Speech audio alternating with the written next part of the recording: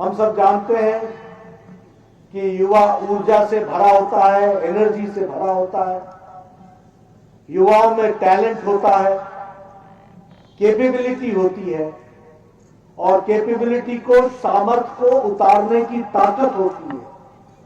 और वह, जैसे हमारे प्रधानमंत्री जी कहते हैं कि युवा भारत का भविष्य है, ऐसे युवाओं को मैं नमन करता हूं और उनसे प्रेरणा लेता हूं। आप ही हमारी आशा है, आप ही हमारी ताकत है और आपके माध्यम से हम देश में और मणिपुर में मोदी जी की आशाओं को, मोदी जी के विचार को, सपनों को, उसको हम साकार कर पा रहे हैं।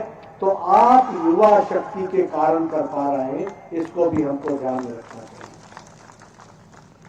हम जानते हैं यहां बहुत ही प्रसिद्ध कहावत है, नॉन पॉक थोंग हुनगी, यानी कि जो आजादी का रास्ता है, वह आजादी का रास्ता पूर्व से शुरू होता है और उसका गेटवे है और रास्ता है तो वो मणिपुर का है, ऐसा कहा गया है। और इसको आजाद हिंद फौज ने, नेताजी सुभाष चंद्र बोस ने इसको पूरा किया। उन्होंने दिखाया कि किस तरीके से आजाद हिंद फौज के माध्यम से जो आजादी का बिगुल था वह मणिपुर की धरती पर बजा करके उन्होंने नॉर्थ ईस्ट में यह great way of India, great way of independence, इसको बढ़ाने का प्रयास किया है। और आज मैं बहुत विश्वास के साथ कह सकता हूं कि आदरणीय मोदी जी के नेतृत्व में गेट वे ऑफ आत्मनिर्भर भारत का gateway of the east Manipur है। इसको भी हमको ध्यान में रखना चाहिए और इसको भी हमको समझना चाहिए, इसको ध्यान में रखकर के काम करना। मित्रों, हम जानते हैं कि जहां तक दूसरे राजनीतिक दल हैं, दी अदर पॉलिटिकल पार्टीज, इसके पास न दिशा है, न दृष्टि है, न डायरेक्शन है। They are directionless. Their only intention is to criticize Bharatiya Janata Party. Their only intention is to criticize Modi ji. And while criticizing Modi ji, वह देश को भी क्रिटिसाइज करने लगते हैं, देश का भी विरोध करने लगते हैं। ये उनका राजनीतिक कल्चर है। हमारे पार्टी में हम देश को सबका साथ, सबका विकास, सबका विश्वास, इस बात को लेकर के चल रहे हैं। वह वंशवाद को लेकर के चल रहे हैं, परिवारवाद को लेकर के चल रहे हैं, अपने लोगों को लेकर के चल रहे हैं। भ्रष्टाचार उनका साथी है, कमीशन उनका साथी है। हमारा साथी है मोदी जी के नेतृत्व में देश को आगे बढ़ाने का मिशन। उनका मन है देश में only commission, commission and commission. ये हमको हद तक समझना चाहिए और इसलिए इन सब चीजों को मोदी जी के नेतृत्व में साकार करने के लिए जहां एन बीरेन सिंह जी मणिपुर में लगे हैं, तो वहीं हमारी युवा शक्ति ताकत दे रही है और उस ताकत से हम आगे बढ़ रहे हैं। आपको जानकर के खुशी होगी कि जब से प्रधानमंत्री मोदी जी बने हैं और यहां एन बीरेन सिंह जी आए हैं, स्किल डेवलपमेंट पर बहुत बड़ा काम हो रहा है, कौशल विकास। इससे पहले क्या होता था? डिग्री कॉलेजेस में युवा पढ़ता था, बीए करेगा, एमए करेगा, एमफिल करेगा, पीएचडी करेगा, नौकरी ढूंढेगा, लेकिन वह कोई स्पेशलाइज्ड काम कर सके, इसकी शिक्षा पर जोर नहीं था। ये प्रधानमंत्री मोदी जी के आने के बाद कौशल विकास, स्किल डेवलपमेंट पर जोर हुआ है और आज हम कह सकते हैं कि प्रधानमंत्री कौशल विकास योजना के तहत लगभग 70 लाख लोगों ने वेल ट्रेनिंग लेकर के अपना जीवन यापन शुरू किया है। इसको हमको ध्यान में रखना चाहिए, ये युवाओं को समझना चाहिए। प्रधानमंत्री मुद्रा योजना, इसमें लगभग 31 करोड़ नौजवानों को मुद्रा योजना के तहत लोन्स दिया गया है। 31 करोड़, 130 करोड़ की, 35 करोड़ की जनता है हमारी, और 31 करोड़ युवाओं को मुद्रा में लोन देकर के उनको काम में लगाने का काम किया गया है। ये भारत सरकार का फोकस प्रोग्राम है, ये दिशा के साथ प्रोग्राम है, ये दृष्टि के साथ प्रोग्राम है, ये विजन के साथ प्रोग्राम है। And this vision is that to attract the youth को मुख्य धारा में लाने के लिए उसको लोन दे करके अपने जीवन में खड़ा हो, वो जॉब सीकर न बने, जॉब गिवर बने, जॉब देने वाला बने। इस बात को हमको उन्होंने प्रेरित किया है, ये भी हमारे लिए बहुत बड़ी खुशी की बात है।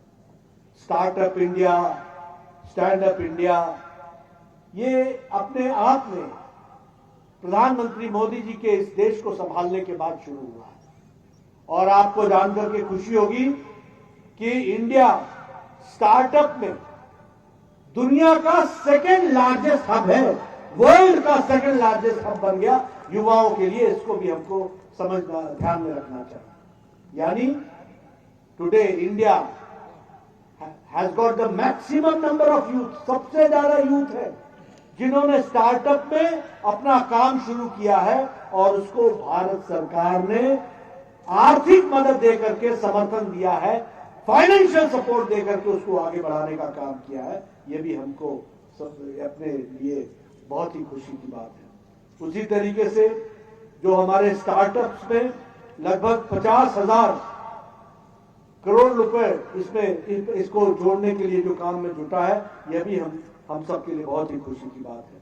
स्टैंड अप मणिपुर में मैं एन बीरेन सिंह जी को बधाई देना चाहता हूं कि 5,600 एंटरप्रेन्योर्स ने अपने आप को स्टैंड अप से जोड़ा है। 5,600 यूथ ने इसमें भी हमारे को जोड़ा है, और एन बीरेन सिंह जी की सरकार ने 114 करोड़ रुपीस, 114 करोड़ रुपए इस स्टैंड अप के लिए 5,600 जो यूथ हैं उनको जोड़ने का काम किया है।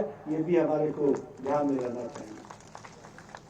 नेशनल टेस्टिंग एजेंसी अब सारे प्रवेश की जो एंट्रेंस की जो परीक्षा है वो एक साथ एक जगह पर होगी नेशनल टेस्टिंग एजेंसी के द्वारा। यानी युवाओं को जगह जगह नहीं भटकना पड़ेगा, यहां टेस्ट दो, यहां टेस्ट दो, यहां टेस्ट दो। वो एक नेशनल टेस्टिंग एजेंसी में एक बार परीक्षा देगा और उसी से उसकी परीक्षा के माध्यम से उसका विकास होगा और उसको एंट्रेंस मिलेगी। ये हमको समझना चाहिए फॉर हायर एजुकेशन, यह भी ध्यान में रखना चाहिए। अटल इनोवेशन मिशन, इसके तहत भी बहुत तीव्र गति से काम हो रहा है। टिंकरिंग लैब्स, लगभग 8,000 टिंकरिंग लैब्स की स्थापना की गई है। उसी तरीके से देश में 2020 इंटरनेशनल स्टैंडर्ड्स के हमारे इंस्टीट्यूशंस बने, और जो एग्जिस्टिंग इंस्टीट्यूशंस हैं उनके लिए प्रधानमंत्री जी ने 1,000 करोड़ रुपीस ईच देने का निर्णय किया है, ताकि एक world class institute of eminence, institute of excellence ये बने और हमारे बच्चे वहां, यूथ वहां पर उसका फायदा उठा सके, वहां पढ़े और वर्ल्ड क्लास फैसिलिटीज में वो पढ़ने का उनको मौका मिल सके। आपको ध्यान में होगा कि 34 साल बाद, and this is the proud privilege for a youth, that Modi ji के नेतृत्व में नेशनल एजुकेशन पॉलिसी में परिवर्तन किया गया है, और नेशनल एजुकेशन पॉलिसी को देश में भी और दुनिया में सराहा गया है कि इसके बराबर की अच्छी नेशनल पॉलिसी नहीं है। This is the best national policy given by Narendra Modi ji, which we have to understand. That means that it has got a universal access. कोई भी व्यक्ति किसी भी कक्षा से पढ़ाई शुरू कर सकता है। कोई गरीब है बेचारा, शुरू में पढ़ाई उसकी घर में हुई नहीं, अब तुम बेबी क्लास से फिर शुरू करो, फर्स्ट से शुरू करो, नहीं, वो जहां से शुरू करना चाहे वो शिक्षा शुरू कर सकता है। एक्सेसिबल है, हर एक को शिक्षा मिल सके, इसकी चिंता की गई है।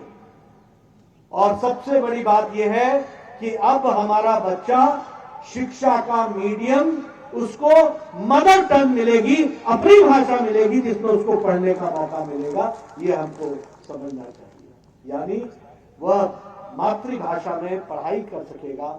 उसको जरूरी नहीं है कि आपको हिंदी या इंग्लिश या उसी में अपनी मातृभाषा में आपको पढ़ने का मौका मिल सकेगा। उसी तरीके से मल्टीलिंगुअल होगा, आप एक भाषा नहीं अनेकों भाषा का आप उपयोग कर सकेंगे, यह भी उसमें से होने वाला है। और हमारी शिक्षा में कोर्स में फ्लेक्सिबिलिटी लाई जाएगी। आप मैथमेटिक्स के साथ फाइन आर्ट्स कर सकते हो, आप साइंस के साथ साथ आर्ट्स का सब्जेक्ट ले सकते हो, फ्लेक्सिबिलिटी रहेगी। यानी ये जो शिक्षा नीति में आ रहा है, यह किसी को शिक्षा बाधक नहीं बनेगी, साधक बनेगी, यह हमको समझना चाहिए। वो साधना का माध्यम बनेगा। Whatever he wants to learn, whatever he wants to get educated, for that facility will be given, that we have to understand. ये एक तरीका रहेगा, ये आपको ध्यान में रखेगा। आपको जानकर के खुशी होगी, मणिपुर के लोगों को हम ये बताएं स्पोर्ट्स के बारे में, तो शायद ये ठीक नहीं होगा। मणिपुर के नौजवान हमको स्पोर्ट्स के बारे में बताएंगे तो अच्छा रहेगा, क्योंकि Manipur and sports and sport activity are synonym, ये पर्यायवाची है। जहां मणिपुर है वहां खेल है, और वहां खेलो इंडिया है, इस बात को भी ध्यान में रखना चाहिए। आपको जानकर के खुशी होगी कि मोदी जी ने खेलो इंडिया में 1000 टैलेंटेड स्टूडेंट्स को 5 लाख रुपए साल का देना तय किया है, for their development, for their education, for their health. मैं चाहूंगा कि मणिपुर में ज्यादा से ज्यादा बच्चे इस खेलो इंडिया में अपने आप को जोड़ें और खेलो इंडिया के साथ अपने आप को जोड़ करके आगे बढ़ें, उसको डेवलप करें। Maximum number of student should come आए। उसी तरीके से जो यहाँ पर लॉरेंस, जो यहाँ पर नाम मणिपुर को दिया है, फिर चाहे वो मैरी कॉम हो, फिर चाहे वो मीराबाई चानू हो, चाहे वो बोम्बयाला देवी हो, चाहे वो लैशराम सरिता देवी हो, बॉक्सर हो, सभी लोगों ने मणिपुर को एक नाम दिया है, और युवा शक्ति को नाम दिया है, महिला शक्ति को नाम दिया है। इसको भी हमको ध्यान में रखना चाहिए। मैं महिलाओं को प्रणाम करता हूं, जो मणिपुर की महिलाओं ने देश का नाम ऊंचा किया, फिर चाहे वो कोई भी गेम्स हुई, उसमें उन्होंने अपने आप को स्थापित किया है। और हम चाहेंगे कि हमारे जो मणिपुर के लोग हैं, हमारे को मणिपुरी में कहा जाता है, मैं कोशिश करूंगा बोलने के लिए, पारू कलासी नाहरौल की अनोबा मणिपुर। मणिपुर को एक युवाओं के साथ जोड़ते हुए आगे बढ़ने की आवश्यकता है। मित्रों, ये जो मैं अच्छी बातें गिना रहा हूं, ये मणिपुर में संभव क्यों हो पाया? इसलिए संभव हो पाया कि एन बीरेन सिंह जी की सरकार ने पिछले 5 साल में बिना किसी रुकावट के विकास को गति दी और तीव्रता लाई। इसको भी हमको ध्यान में रखना। कांग्रेस के जमाने में क्या होता था? देखो, अभी आपको धूप लग रही है कि नहीं लग रही है? सूरज की रोशनी मिल रही है कि नहीं मिल रही है? ये सूरज का मजा तब है जब तुम अंधेरे को याद रखो। अगर अंधेरे को भूल जाओगे तो सूरज का मजा समाप्त हो जाएगा। अगर तुमको आज बीजेपी की सरकार के विकास का मजा लेना है तो कांग्रेस के अंधेरे दिन को हमेशा याद रखना, तभी तुमको सूरज का मजा आएगा। क्या था? कांग्रेस ने क्या दिया?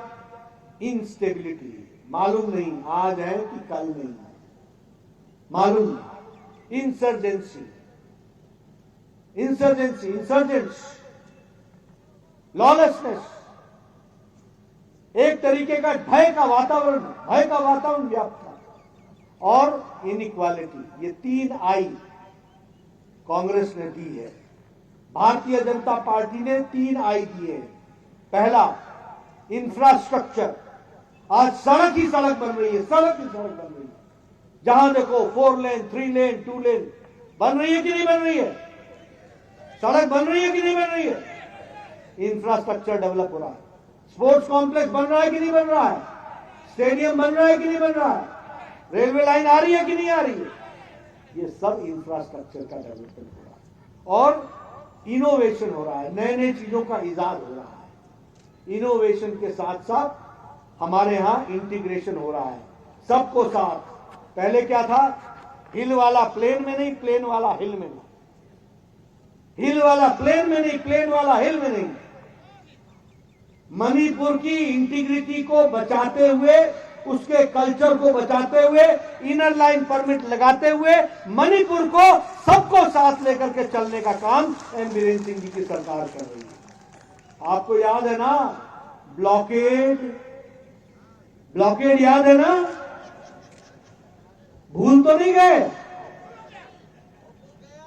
भूले लेकिन याद रखना, ब्लॉकेड वालों को याद रखना।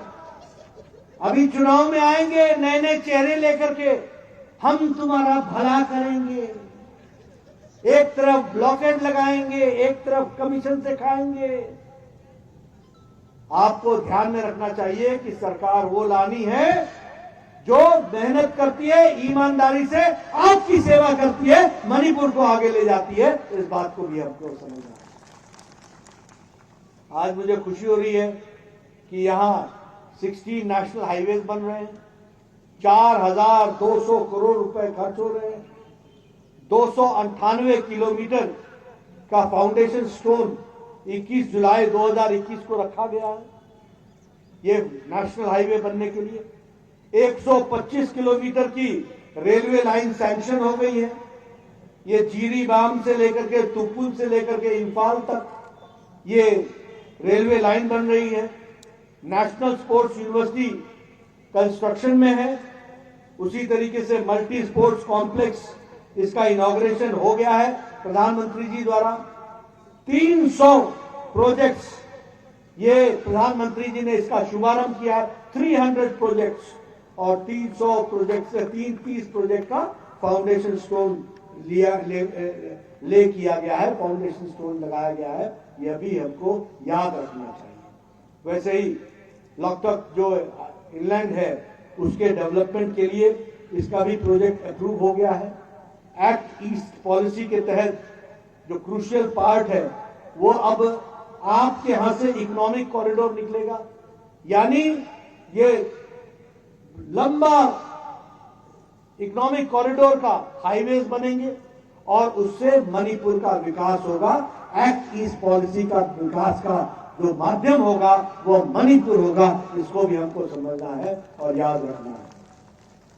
जहां तक लॉ एंड ऑर्डर का सवाल है, मैंने पहले बताया कि आपको ब्लॉकेड याद होता होगा। Blockade not for days, not for weeks, not for months, but blockade for years. सालों ब्लॉकेड लगते थे। आज आप उससे सबसे वंचित हो गए हैं और लगभग 1309 नौजवानों ने अपने जो आर्म्स थे वो ले कर दिए, सरेंडर कर दिए हैं। यह नया मणिपुर है। नौजवान युवा अब मुख्य धारा में चल पड़ा है। इसको भी हमें बहुत सराहना करनी चाहिए।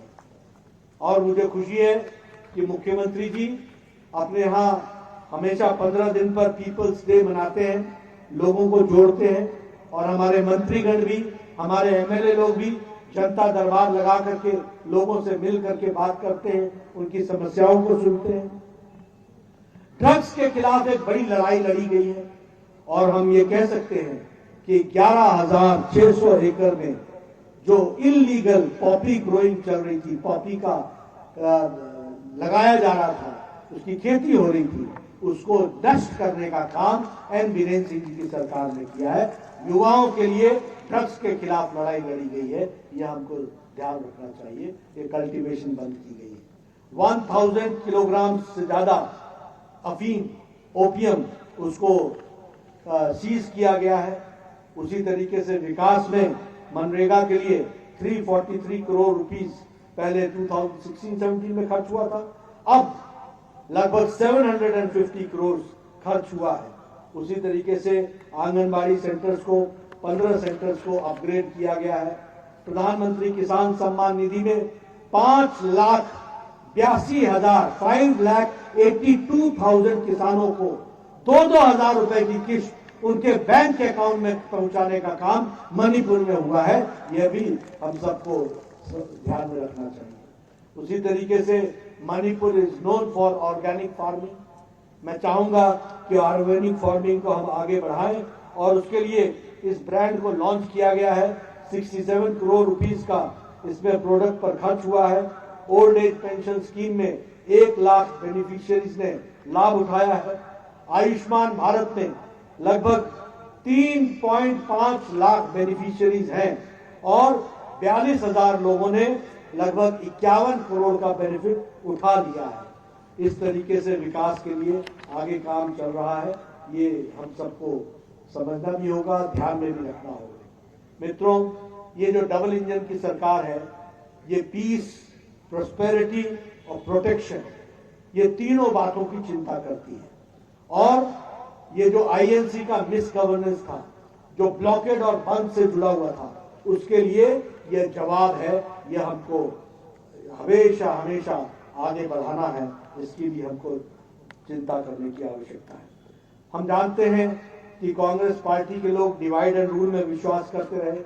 वह लोग इंस्टेबिलिटी पैदा करने की कोशिश करते रहे। हम यूनिटी और स्टेबिलिटी लाने के लिए काम में जुटे हैं और स्टेबिलिटी हमारी एन बीरेन सिंह की सरकार ने पूरे 5 साल दिखाया है और विकास की एक नई कहानी रखी है। इसको भी हम सबको सराहना चाहिए, इसको भी हमको समझना चाहिए। बजट में हर बजट अब दुगना हो गया है। 5 साल पहले हमारा बजट 10,500 करोड़ का था, आज 21,224 करोड़ का बजट हो गया है। इरिगेशन में आप 154 करोड़ रुपए खर्च कर रहे थे, आज आप 303 करोड़ रुपए खर्च कर रहे हैं। शिक्षा में आप 1,324 करोड़ रुपए खर्च कर रहे थे, आज आप 2,555 करोड़ रुपए खर्च कर रहे हैं। यानी सभी महत्वपूर्ण क्षेत्रों में हमारा बजट डबल हो गया है। इसको भी हमको आगे बढ़ाने की जरूरत है, इसको भी हमको जनता तक पहुंचाने की जरूरत है। अगर हम बात करें तो उनके यहाँ कॉन्फ्लिक्ट ट्राइब्स के बीच में खड़ा करने की कोशिश थी और हम लोगों ने सबको एक साथ लाने का प्रयास किया है और सबके विकास की बात की है। सबका साथ, सबका विकास, सबका विश्वास, इसको आगे बढ़ाया है। मित्रों, जहां तक इंफ्रास्ट्रक्चरल डेवलपमेंट का सवाल है, टूरिज्म का सवाल है, ईमा मार्केट्स का सवाल है, ट्रांजिट एकोमोडेशन का सवाल है, इन सब में फोकस देकर के काम हुआ है। आज महिलाओं के लिए ईमा मार्केट्स, मुझे पूरी संख्या याद नहीं है, लेकिन शायद 17 ईमा मार्केट्स को हम डेवलप कर रहे हैं। उसी तरीके से ट्रांजिट एकोमोडेशन को डेवलप कर रहे हैं ताकि हमारे सरकारी मुलाजिम हिल एरियाज में जाकर के काम करें। हम योजना लेकर के चल रहे हैं, गो टू होम, घर तक जाओ, गो टू हिल्स, पहाड़ों तक जाओ।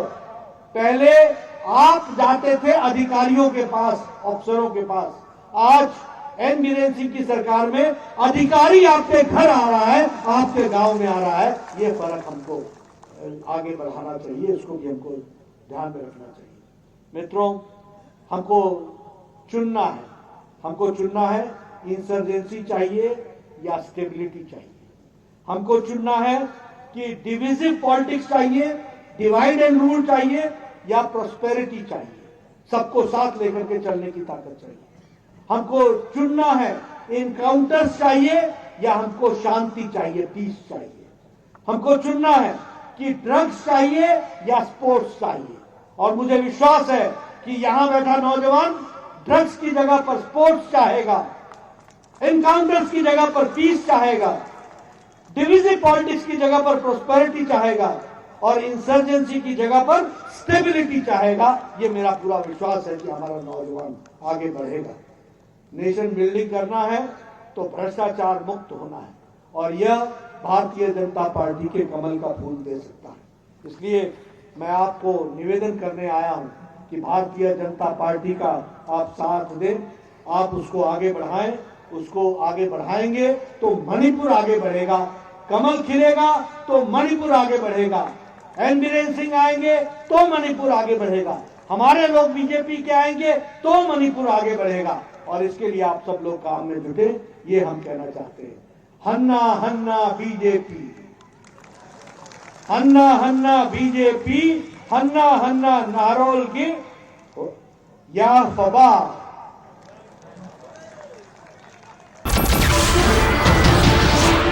नमस्कार, मैं हूं मानक गुप्ता। अगर आपको हमारा ये वीडियो पसंद आया हो तो इसे लाइक और शेयर जरूर करें, और हां, हमें सब्सक्राइब और फॉलो करना ना भूलें ताकि आप देश और दुनिया की कोई खबर मिस ना करें। तो जुड़े रहिए हमारे साथ और देखते रहिए न्यूज़ 24।